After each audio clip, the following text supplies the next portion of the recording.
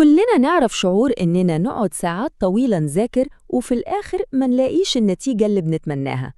كلنا مرينا بالموقف ده.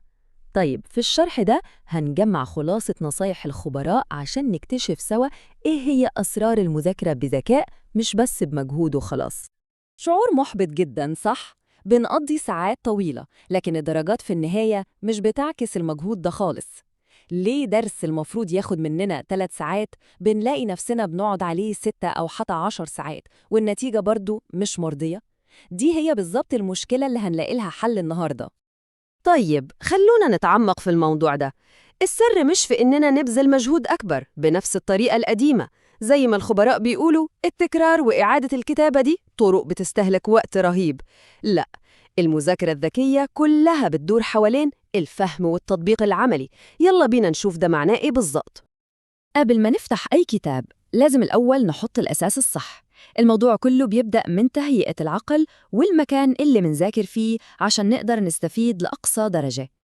اللي بجد مثير للاهتمام هنا هو إزاي النقط دي بتكمل بعضها. يعني دكتور حسام بيركز جداً على إننا لازم نشيل كل المشتتات، الموبايل، التلفزيون، أي حاجة ممكن تسحب تركيزنا.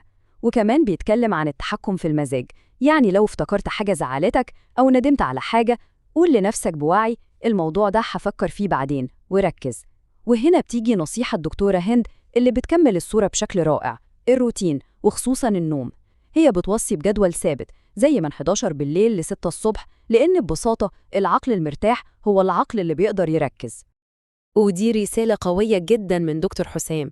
الموبايل، السوشيال ميديا، كل الحاجات دي مش هي اللي هتبني المستقبل، اللي هيبنيه هو النجاح. وده تغيير جوهري في طريقة التفكير. تمام، دلوقتي بعد ما جهزنا العقل والبيئة جه الوقت نركز على إزاي، يعني الطريقة النشطة نفسها اللي بتضمن إننا نتعلم بجد. وهنا بقى نيجي للنقطة الجوهرية، وهي الدورة دي اللي من 4 خطوات. أول حاجة زي ما بيقول دكتور حسام ناخد فكرة عامة عن الدرس. بعدين تيجي الخطوة اللي هي السلاح السري بتاع دكتور زياد: اشرح الدرس لنفسك بصوت عالي كأنك المدرس. دي أقوى خطوة ممكن تتعمل حرفياً. تالت حاجة حل مسائل على طول، ما تستناش. هنا بتكتشف نقط ضعفك الحقيقية. وآخر حاجة بدل ما نعيد الفصل كله من الأول، لا، نركز بس على النقط اللي غلطنا فيها. هو ده بالظبط معنى المذاكرة الفعالة والموجهة. والكلام ده مش مجرد رأي شخصي على فكرة. دكتور زياد نفسه عرف الطريقة دي من أستاذه، ودكتورة هند كمان بتوصي بيها لأنها أساس التعلم النشط. لأنك لما تشرح حاجة بأسلوبك الخاص ده معناه إنك فهمتها واستوعبتها تماماً. طيب دلوقتي بقى معانا العقلية والطريقة. يلا بينا نبني النظام اللي هيمشي كل ده. السؤال هو إزاي ننظم الوقت بفعالية؟ هنا بقى في خدعة عبقرية من دكتور زياد اسمها تايم بوكسينج أو تحديد الوقت. هو لاحظ إن عملية الشرح دي لوحدها ممكن تاخد وقت طويل جدا لو سابها مفتوحة. فعمل إيه؟ بقى يظبط تايمر لكل صفحة. ده بيخلق إحساس بالضغط زي ضغط الامتحان كده، وده بيجبر العقل إنه يركز تماماً وما يسرحش. ده بيحول جلسة مذاكرة طويلة ومملة لسلسلة من الجولات القصيرة والمكثفة. طيب خلونا نبص على الصورة الأكبر شوية. دكتورة هند بتقدم لنا هيكل ممتاز للأسبوع. الفكرة كلها في التوازن، يعني ما نغلطش ونحط مادتين تقال في نفس اليوم. لا، ندمج مادة صعبة زي الفيزياء مع مادة أخف زي الإنجليزي. الطريقة دي بتخلي الجدول مستمر وممكن الواحد يمشي عليه، وبتحميه من الإحساس بالإرهاق اللي بيخليه يستسلم في الآخر.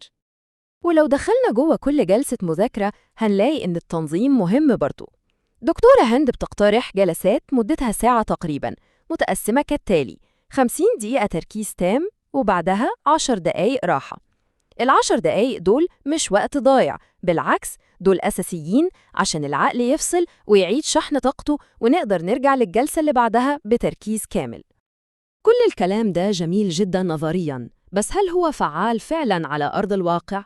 خلونا نشوف قصة حقيقية بتورينا القوة المذهلة للنظام ده. القصة دي هي قصة دكتور زياد شخصياً. لما بدأ سنة ثالثة ثانوي كانت درجاته سيئة جداً، يعني جاب 12 من 30 في امتحان الكيمياء. كانت كارثة بكل معنى الكلمة. هو حس بالظبط بالإحساس اللي كتير من الطلبة بيحسوه: الإحباط، اليأس، وإنه بقى بيكره المذاكرة نفسها. كان بيعمل مجهود بس مفيش أي نتيجة. وصل لمرحلة صعبة جداً. لكنه قرر إنه لازم يوقف في اللي بيعمله ده لأنه مش جايب نتيجة، وبنى نظام جديد تماماً قائم على نفس المبادئ اللي اتكلمنا فيها: الشرح بصوت عالي، تحديد وقت لكل مهمة، والتدريب على الامتحانات تحت ضغط عشان يحاكي التجربة الحقيقية. والنتيجة كانت دي: اتحول من 12 من 30 لدرجة كاملة 60 من 60 في امتحان الأحياء. التحول كان جذري. بس الجزء المدهش بجد في القصة لسه جاي. كان على وشك ياخد 59 بسبب غلطة في نموذج الإجابة الرسمي، لكن لأنه كان وصل لمرحلة الفهم الحقيقي مش مجرد الحفظ، كان واثق من نفسه لدرجة إنه وقف قدام الفصل كله وأثبت للمدرس إن إجابته هي اللي صح. يعني النظام ده مش بس بيدي درجات، ده بيبني إتقان وفهم حقيقي للمادة. فالخلاصة من كل ده إيه؟ إن النجاح مش مجرد ذكاء بالفطرة، لأ، النجاح هو نظام فعال. شفنا مع بعض الأساس والطريقة والدليل على نجاحها، ودلوقتي السؤال الأهم هو: إيه هو النظام اللي كل واحد فينا هيبنيه لنفسه؟